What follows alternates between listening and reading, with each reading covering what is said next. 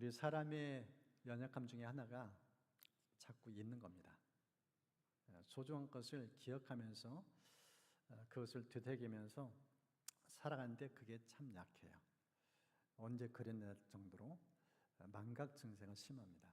하나님은 우리 인간의 상황을 너무 잘 아셔서 결코 잊어서는 안 될 중요한 그 삶의 지혜, 그것을 하나님 절기에 담아서 지키도록 한 그 내용이 있습니다. 그것이 이스라엘 3대 절기입니다. 이스라엘 성이 되면은 특별히 남자들은 1년에 3번 예루살렘 성전에 가서 이 절기를 지켜야 합니다. 그 절기 첫 번째가 유월절입니다. 어떻게 너희를 구원하셨는지, 어린 양 핏값을 주고 생명 주고 너희의 영혼을 샀다. 너희를 구원했다. 이것을 결코 잊지 않아야 된다. 그것을 길이길이 영원토록 기억하고 기념하며 지키도록 하기 위해서 유월절을 제정했습니다. 두 번째가 수장절입니다. 이것을 이제 장막절이라기도 하는데요. 이것은 이제 한 해의 끝 무렵 추수를 가을에 풍성한 수확을 하고 난 다음에 하나님께 드리는 그 절기입니다. 하나님께 어떻게 한 해 동안 보시는지, 이제 오늘날 우리 식으로 표현하면 추수감사 의미가 있습니다. 그러면서 중간에 있는 게 맥추절, 그 맥추절을 지킬 것을 말씀합니다. 이 맥추절은 초여름 5월, 6월 달에 이제 지키는 이 시즌에 지키는 이제 절기입니다. 하나님께서 왜 맥추절을 지키라고 하는가? 이 맥추절 때에서 오늘 사는 우리에게 주시는 메시지는 뭔가? 우리는 이 맥추절 절기를 1년에 이제 7월 첫째 주일 한국교회는 지키는데 도대체 맥추를 왜 지키는가? 그 의미도 뜻도 모른 채 그냥 교회에서 1년에 한 번 지키는 절기니까 지키는가 보다, 이렇게 건너는 경우가 오히려 많습니다. 어떤 분은 심지어 이런 얘기까지 해요. 맥추절은 교회 헌금 거두려고 그날을 정한 거 아니냐, 이렇게까지 생각하기도 합니다. 근데 성경에는 하나님이 뜻없이 가볍게 그 절기를 지키지 않습니다. 오늘 맥추 이 감사주일을 좀 지키면서 성경을 통해서 오늘 같이 읽은 본문을 통해서 도대체 맥추의 의미가 무엇인지, 왜 이 절기를 지키라고 하는지 그것을 마음에 새기고 또 그 뜻을 따라서 이 절기를 지키는 우리 모두가 되었으면 좋겠습니다.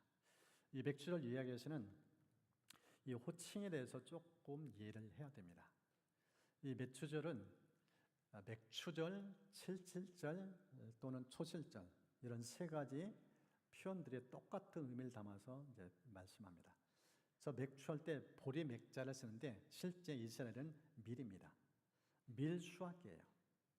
밀을 수확하면서 첫 수확을 기념하면서 지켜도록 다음도 넘겨주시고 그 다음 인부들이 통해서 지금 수확하는 부분, 좀 기계를 통해서 이제 수확하는 이 내용들인데 첫 수확입니다. 그래서 첫 수확을 하나님께 감사로 드리도록 하기 위해서 초실절의 의미가 담겨져 있어요.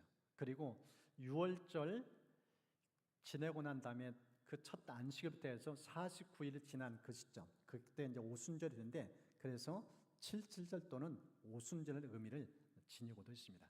그래서 이 맥주는 세 가지 용어가 혼용돼서 사용했다는 사실을 먼저 이해하고 이 본문을 우리가 같이 보아야 됩니다.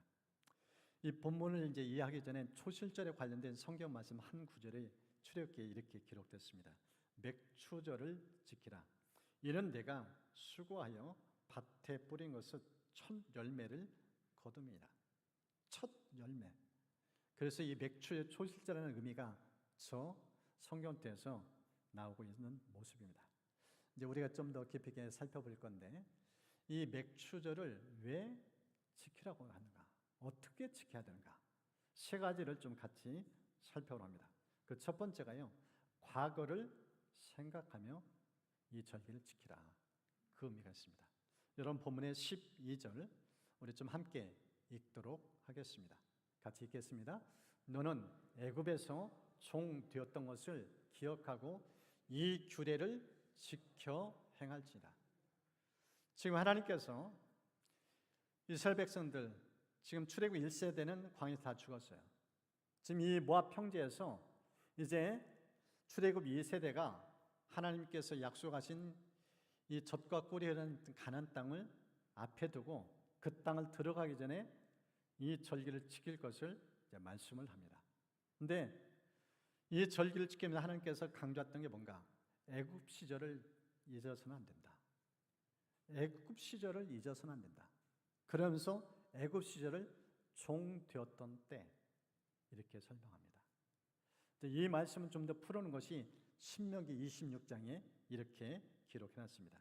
너는 또 내 하나님 여호와 앞에 아뢰기를 내 조상은 방랑하는 아람 사람으로서 애굽에 내려가 거기에서 소수로 거류하였더니 거기에서 크고 강하고 번성한 민족이 되었는데 애굽 사람이 우리를 학대하며 우리를 괴롭히며 우리에게 중노동을 시켰다.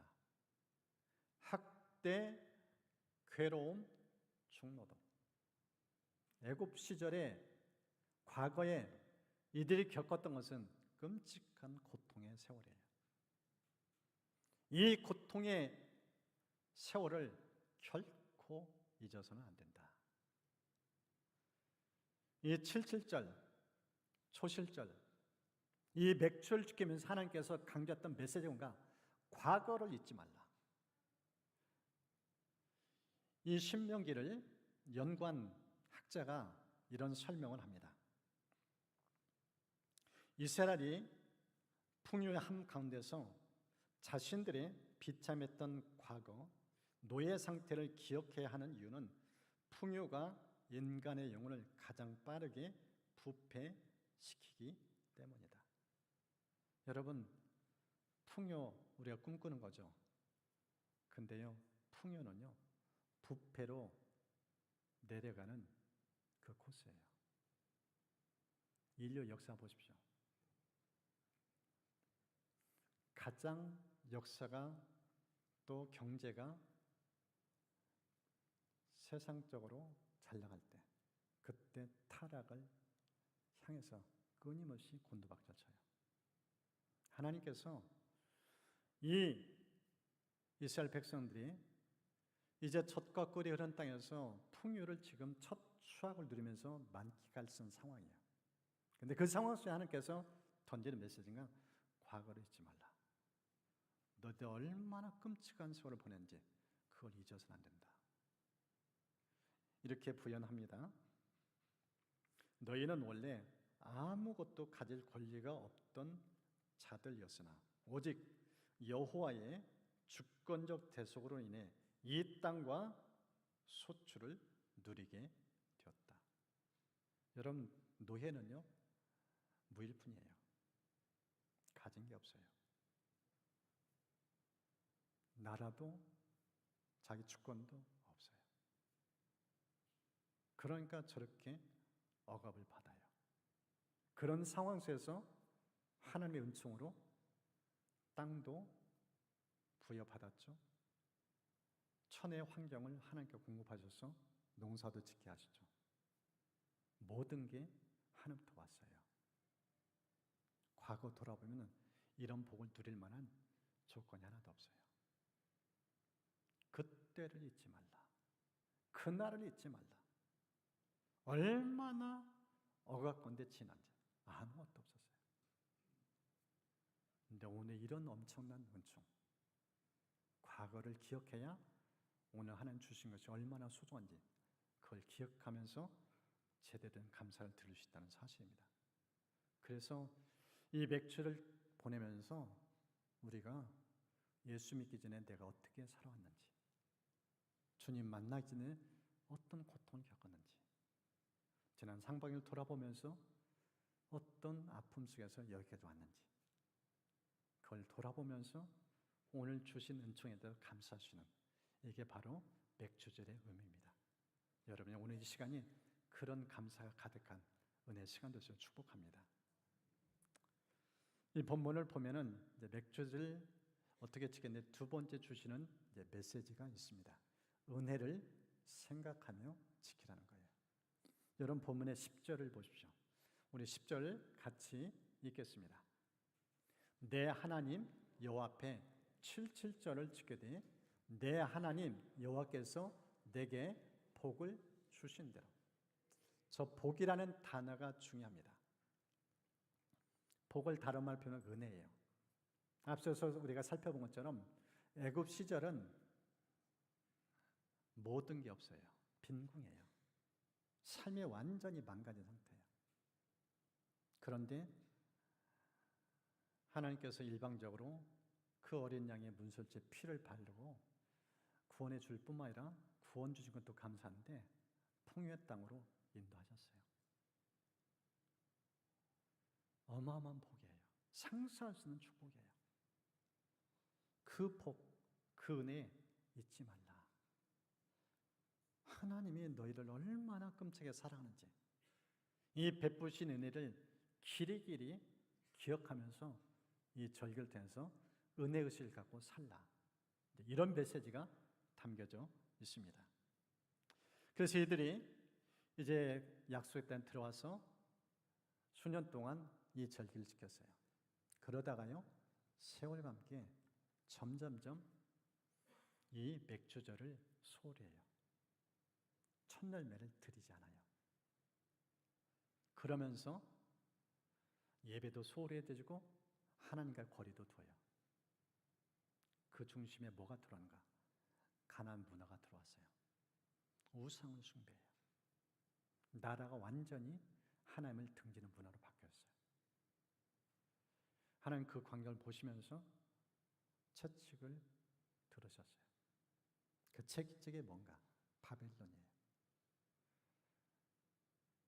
강대국 바벨론을 들어서 이스라엘, 유다를 치게 만들었어요. 나라가 방해해요. 70년 동안 바벨론에서 포로 생활해요. 끔찍한 고통이에요. 애굽 시절도 만만치 않은데 바벨론에서 70년 자유를 잃고 억압당한 채 눌림 속에 살아요. 그들이 그 70년 포로 생활을 보내면서 왜 이렇게 망가졌는지, 왜 이렇게 고통을 겪었는지 돌아보게 되어져요. 그때 이 맥주를 지키지 않은 것을 깨닫게 되어져요. 그래서 그들이 포로에서 귀환한 후에 성전도 재건하고 성벽도 재건한 후에 그들이 했던 중요한 결단이 있습니다. 그것이 느헤미야서에 이렇게 기록되어집니다. 우리는 또한 추수한 첫 곡식을 가져오겠습니다. 그리고 해마다 모든 나무의 첫 열매를 여호와의 성전에 가져오겠습니다. 맥추절을 지키기로 결단을 해요. 첫 열매 소홀히 한 결과 가정이 망하고 나라가 망해요. 70년 포로 생활해요. 여러분, 맥추절 가볍게 여기는 것이 그냥 단순한 게 아니에요. 개인이 가정이 나라를 망하게 하는 징조가 이 맥주를 소홀히 하는 거예요. 70년 포로 생활 그 고통을 겪으면서 이 절기가 얼마나 소중한 것인지 제대로 깨닫는 거예요. 그래서 두 번 다시 이런 고통 겪지 않도록 하나님 앞에 소원하는 거예요. 이제 지키겠습니다. 이렇게 살겠습니다. 이 고백을 하는 거예요. 그러면서 이 주신 복을 어떻게 우리가 반응해야 되는지 오늘 본문은 두 가지를 강조합니다. 첫 번째가요, 깊이 생각하라. 이 본문을 보면 내 힘을 헤아린다는 단어가 있어요. 이렇게 설명합니다. 획일적인 액수가 아니라 하나님이 베푸신 복의 분량에 정비되어 드리라. 이게 헤아린다는 의미예요. 무슨 뜻인가 하면요, 지나온 시절을 돌아보면서 하나님 지금 어떻게 보존지 일일이 숫자를 세라는 거예요. 숫자를 꼼꼼하게 하나절까지 어떤 복을 주셨는지. 그냥 대충 두리뭉실하게 감사절기 지키니까 흔히 말하는 영혼 없이 의무적으로 드리는, 그렇게 하지 말라는 거예요. 진짜 자세히 살펴서 하나님 주신 복을 헤아리면서 이걸 지키라. 그 메시지예요. 그런 마음이 있어야 두 번째가 자원하는 예물을 드려요. 보십시오. 자원하는 예물을 드리고 즐겁게 기쁘게 드려요. 여러분, 추수감사주일에 드리는 헌물은요, 여러분 세금 아니에요. 의무화 드리는 게 아니에요. 이것을 연구한 학자가 이렇게 설명합니다. 자원함과 복을 주신 대로는 동전의 양면과 같다. 하나님 주신 복을 올바르게 헤아리는 자만이 자발적인 낙헌제를 드릴 수 있으며, 억지나 체면치레로 드리는 예물은 신명기적 의미에서의 실질적 예배를 오염시키는 행위이다. 의무가 드리는 헌금, 그건 질적 의미를 퇴색한다는 거예요. 하나님의 이름에 손상시킨다는 거예요. 하나님 그런 분 아니에요. 헌금에 인색하고 무성의를 하고 그런 분은 아니라는 거예요. 정말 하나님 된 경외심을 가지고 어떻게 열매를 주셨는지, 어떻게 은총을 주셨는지 하나하나 헤아리면서 그 하나님의 탄성을 자하면서 감격해서 드리는 절기가 이 맥주절이에요. 잠언서 3장에 이렇게 말씀합니다. 내 재물과 내 소산물의 처음 익은 열매로 여호와를 공경하라. 그리하면 내 창고가 가득히 차고 내 포도즙 틀에 새 포도즙이 넘치라. 초실절 첫 열매.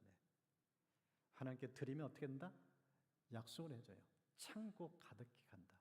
포도즙 틀 새 포도즙으로 흘러넘치게 된다. 엄청난 복을 약속했어요. 영국에 있는 한 10대 이 티네이저 16살 될 때 집을 떠날 수밖에 없어요. 집이 너무 가난했어요. 그리고 엄마 아빠가 몸져 두었어요.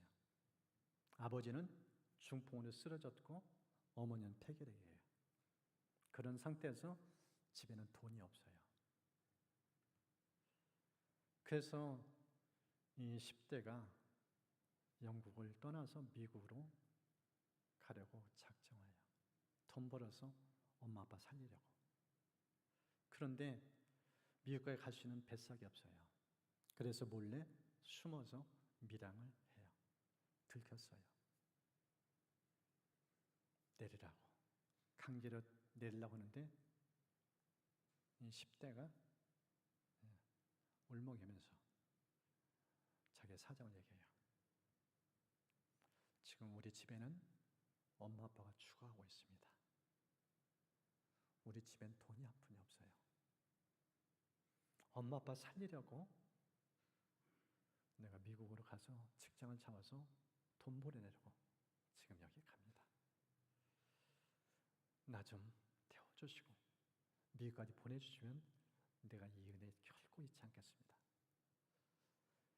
그 얘기를 선장이 들었어요. 그래서 선장이 너무 애절한 그 얘기를 들으면서 그 10대를 오라고 했어요. 다들 그래줘요. 걱정하지 마. 내가 태워줄게. 그리고 내가 너를 양아들로 삼을게. 네 인생길 내가 열어갈 수 있도록 할 수 있는 최선을 도와줄게. 그래서 이 선장의 선처로 말미암아 미국까지 가요. 그리고 선장이 아는 회사에 이 사람을 취직시켜요. 열심히 일을 했어요. 그런데 이 사람이 영국 떠날 때 한 어르신이 조언을 해줬어요. 인생길 만만치 않다. 그런데 아무리 어렵고 힘들어도 인생을 책임을 돌보시는 하나님이다. 하나님이 너의 목자다. 하나님 중심에 모시고 하나님과 함께 한 걸음 더 나아가라. 그리고 하나님께 너에게 복을 주실 때 10의 1은 반드시 하나님께 드리라. 그것은 하나님의 것이다. 절대 손대지 말고 10의 1 가장 우선적으로 하나님께 드리라. 이 얘기를 들려줘요. 마음에 새겼어요. 그리고 이 직장에 가서 열심히 일을 하면서 사람들 인정받고 길이 열렸어요. 그러다가 이 사람이 11조를 계속 하나님께 드리면서 재정의 복을 어마어마하게 주셨어요. 나중에는 세계적인 기업이 됐어요. 이분이 세계적인 치약을 만드는 세계 1위의 브랜드 콜게이트 치약을 만든 윌리엄 콜게이트라는 이 사람입니다. 지난 과거는 찌든 가난이었어요. 엄마 아빠는 죽어가고 있었어요. 돈 한 푼 없었어요. 그런 가운데 하나님께 첫 열매를 드리기 시작하면서 하늘 문에서 복을 쏟아부어준 거예요. 지금은 저 치약 전 세계 가장 예고하는 치약이에요. 브랜드 1위예요. 지난 시즌 아팠어요. 힘들었어요. 고통스러웠어요. 너무나 가난했어요. 하나님을 경외하면서 11조 수확의 첫 열매를 하나님께 드리면서 하나님이 이 청년의 길을 열어주셨어요. 지금은 돈 걱정하지 않아요. 어느 정도 복을 주셨는가? 한때 잘 나갈 때 정말 하나님께서 재정에 복을 주시는데 11조 전담 직원만 30명이었대요. 11조 전담 직원만 30명. 상상을 초월한 은혜를 주신 거예요. 가진 게 없었어요. 몸뚱아리 하나였어요. 근데 그 중심에 하나님을 모시고 하나님 뜻을 따라 살니까 첫 열매를 바치라는 것을 소중히 여기면서 말씀대로 순종하니까 하늘 모시고 이 청년의 배를 하나님 어떻게 여신지 너무 멋진 생애를 열어가는 이것을 봅니다. 우리의 성경을 통해서 우리에게 주시는 두 번째 메시지, 은혜를 잊으면 안 된다. 하나님이 너에게 복을 주시는 분이다. 이 주신 복에 대해서 가장 먼저 첫 열매를 드리라. 여러분 11조는요 세금 아니에요. 의무감 아니에요.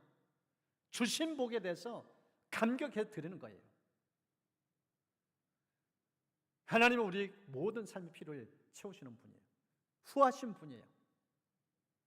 그 넉넉한 하나님을 생각하면서 가장 소중한 하나님을 가장 귀하게 여기는 마음으로 드리는 것이 10의 1이에요. 이 마음을 놓치지 않아야 됩니다. 하나님 돈 없어서 교회 운영을 위해서 그런 분 아니에요. 복을 주시려고 작정한 분이에요. 쌓을 곳이 없도록 붙지 않아 보라.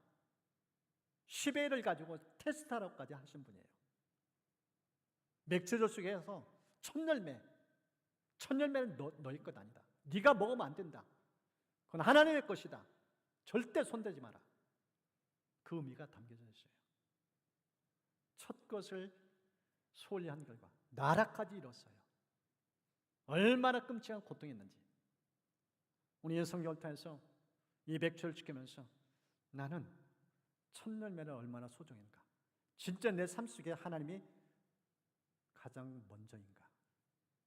그런 마음으로 하나님 경외 살고 있는가 돌아봐야 돼요. 하나님 우리 중심 보셔요. 다 아셔요. 다 보고 계시고 그 심령이 우리 가운데 가득하시기를 주의 이름으로 축복합니다. 오늘 본문을 좀 같이 보면서 이제 어떻게 지키는지 세 번째 부분입니다. 세 번째는 이웃을 생각하며 이 백조를 지키라는 겁니다. 여러분 본문의 11절을 보십시오. 우리 11절 같이 읽겠습니다. 너와 내 자녀와 노비와 내 성중에 있는 레위인과 및 너희 중에 있는 객과 고아와 과부가 함께 내 하나님 여호와께서 자기의 이름을 두시려고 택하신 곳에서 내 하나님 여호와 앞에서 즐거워할지니라. 이 하나님 주시는 첫 수확의 열매를 너희끼리 누리면 안 된다. 함께 이 축제를 즐겨야 된다 하면서 등장하신 인물이 레위인. 여러분 레위인은 어떤 사람이에요? 하나님께 자기 인생을 전부 바친 사람이에요. 이들은 기업을 주지 않았어요.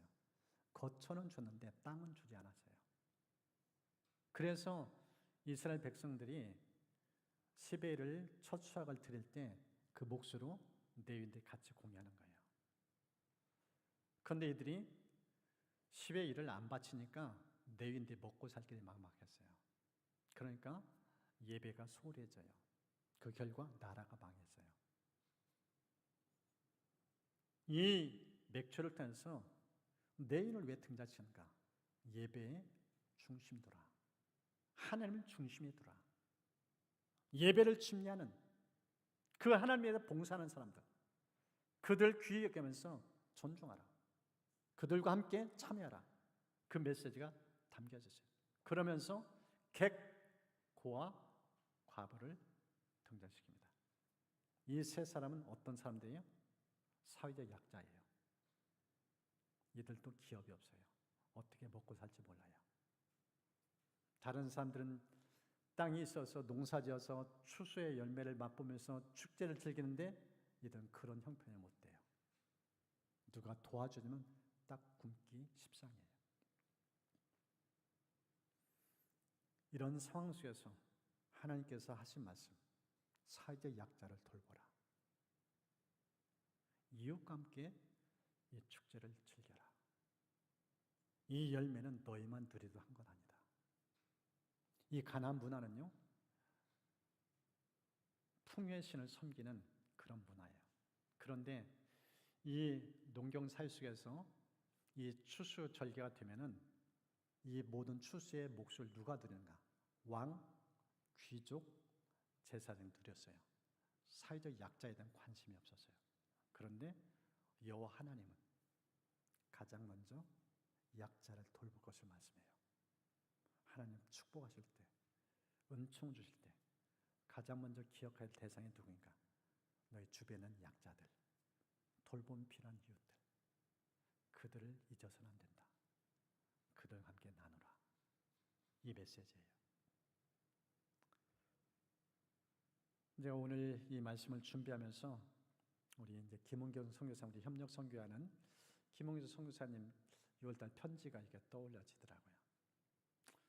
오늘 또 우연치고 너무 일치하게 우리 선교사님이 오늘 예배, 아까 2부 예배 들려오는데 오셨어요. 우연치고 너무 이렇게 하나님이 뭔가 하시는 메시지가 있다, 그런 느낌이 좀 들었습니다. 선교한 편지 일부를 좀 읽어드릴게요. 참고로 우리 선교사님은 난민 선교를 하고 있어요. 사이프러스에서. 그 난민들의 삶이 어떤지 글에 이렇게 써 있습니다. 그 중에 한 가정입니다. 하나디는 이사를 못했습니다. 이사된 날 집 주인으로부터 집을 내줄 수 없다는 소식에 다른 집들을 찾아 했습니다. 집은 너무 많은데 그 누구도 월세를 주려 하지 않아 하나디는 몸과 마음이 지쳤는지 결국엔 몸져 누워버렸습니다. 그동안 마음고생을 많이 했었습니다. 오래전 정착해서 살고 있는 시리아 친구에게 집을 구할 수 있다는 말에 돈을 전달했는데 그 남편이 돈을 가지고 도망가 버렸습니다. 하나디 남편은 월급도 못 받고 다른 일을 찾아야 하는 상황에 놓이고 경찰은 찾아와 빨리 이사하라고 압박하고 이래저래 하나디의 가족에겐 쉽지 않은 시간들입니다. 하나디와 시간을 보내고자 분유와 기저귀를 들고 현재 살고 있는 하나디의 집을 방문했습니다. 간만에 이런저런 이야기들 나누며 하나디와의 만남의 기회를 주심에 감사했습니다. 물론 현재 처한 상황은 힘들고 낙심되기도 하겠지만 함께 집을 찾고 피를 나누면서 하나디 가정에 주님이 왕이 되시며 하나님 나라가 임하는 그날을 더욱 고대하며 바라는 마음이 더 간절해졌습니다. 난민 친구들의 집을 방문하며 알게 된 공통점이 있었습니다. 하나같이 8월에 인터뷰가 잡혔다는 것입니다. 난민들이 사이프러스에 처음 오게 되면 푸나라 난민 캠프로 이동되는데 그곳에서 8월에 인터뷰가 잡혔다는 것입니다. 이유가 뭘까 궁금했었는데 사이프러스 정부에 시리아 난민들을 대거 내보내겠다는 결정을 듣게 되었습니다. 인터뷰를 앞둔 이들은 자신들의 비자가 거절되고 시리아 돌아가는 상황에 대해 두렵다고 말합니다. 히바는 전쟁을 하는 트라우마로 이곳에서 어려움을 겪고 있는데 8월 인터뷰의 날짜가 잡히고는 상태가 불안정해 정신과 치료를 받습니다. 난민 캠프에 살고 있는 여러 친구들도 정신과 치료를 받고 있는데 전쟁, 문화, 종교 핍박으로 인해 피난길을 택한 이들에겐 하루하루가 불안정하기만 합니다. 난민들 실상이 어떤지 직접 현장에서 가서 그들 보지는 못했지만 글속에 그 느끼는 바가 있잖아요. 나라를 지금 떠난 상황이에요. 국적도 소속도 없고 집도 없어요. 이게 나그네예요. 이게 객이에요. 사람들로부터 환영을 받지 못해요. 그리고 정신질환에 시달리고 있어요. 안정감이 없으니까. 이런 고통받는 이웃을 섬기고자 단체가 세워지고 이 브릿지 커뮤니티라는 이 단체를 통해서 사회적 약자인 저들에게 다가가서 열방에서 하나님 부르신 그 마음을 가지고 저 사이프에서 섬기는 분들이 있어요. 그 중에 우리 선교사님이 포함되어 있고요. 이 사역들은 끊임없이 사랑을 함께 모아야 돼요. 이 사역들을 지속적으로 섬기기 위해서는 센터가 필요해요. 건물 리모델링 필요하고 또 거기에는 난민을 돌보려면 여러 생필품도 채우려면 재정이 필요하고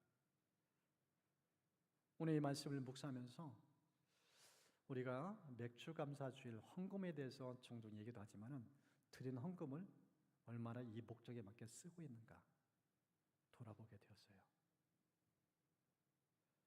하나님은 맥주를 통해서 헌금하라고 말씀하지 않고 하나님께서 맥주를 지키면서 드린 예물에도 어떻게 쓰는가를 주의하시더라고요. 그걸 주목하시더라고요. 정말 사회적 약자에게 예물이 흘러가고 있는가? 고아를 향해서, 과부를 향해서, 나그네를 향해서 이 재정이 흘러가고 있는가? 돌아보니까 그러지 못해요. 이 맥주절은 우리 주변은 이웃을 돌보라는 메시지예요. 우리는 집이 있고 이렇게 마음 편하게 생활할 수 있는 환경이에요. 그런데 세계 곳곳에 집이 없어서 먹고 살 길이 없어서 오늘은 이곳 내일은 저곳 떠돌이 심지어 노숙자 생활하는 사람들도 오히려 많아요. 오늘 이 메시지를 지키면서 하나님이 하신 말씀 약자를 돌보라 이웃을 생각하라 그런 의미가 담겨졌습니다. 오늘 세 가지를 나눴습니다. 맥주를 어떻게 지켰는가? 과거를 잊으면 안 된다. 애굽 총살이었던 때다. 그 고통의 세월을 결코 잊지 말라. 두 번째가 하나님 복 주시는 분이다. 거저 주시는 분이다. 이 은혜를 잊지 말라. 세 번째는 이 주신 복 너희만 누리는 게 아니다. 나누라. 함께 축제를 즐기라. 이제 주신 말씀을 좀 마음에 새기면서 이제 우리가 좀 기도하면서 이후에 성찬식을 같이 대하려고 합니다.